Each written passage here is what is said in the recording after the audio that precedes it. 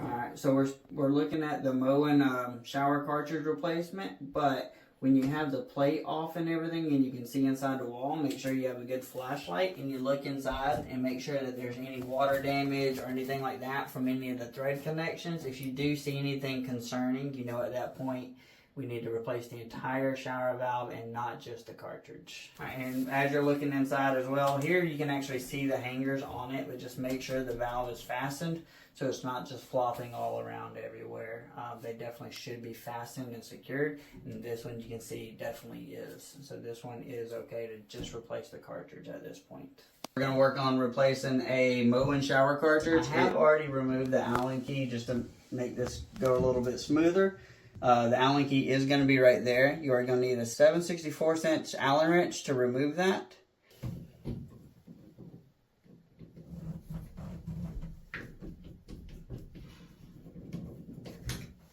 Okay. Everything's coming out nice and smooth. Pull that off.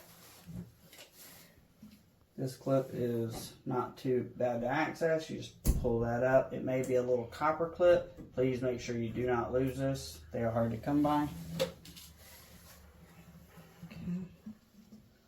Place a little white adapter on here. You don't need any kind of special tools to do this. Just 2 sets of pliers, one on the little white adapter, and then other set on here. You're going to pull and twist at the same time to kind of break that seal, and everything comes out nice and smooth. Put the old one to the side.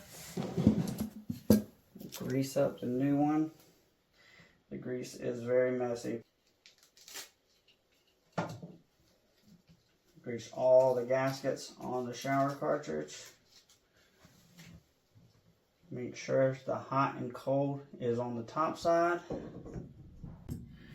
Alright, just use this adapter and place it back in and spin it as you're pushing it in.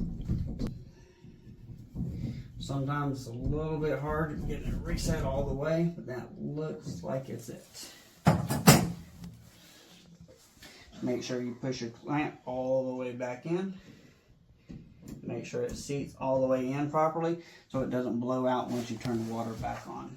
So it's got a double notch on the brass shower valve. Make sure it is on the bottom so you know it is on or off.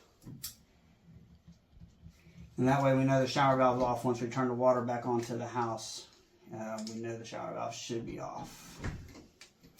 And we just start placing all the adapters back on.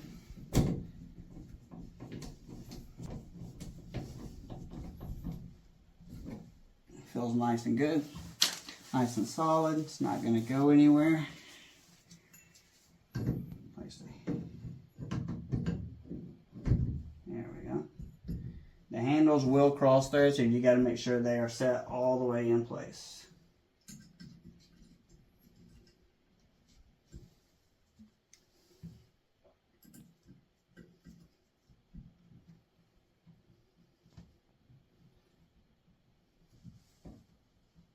Allen key is tight.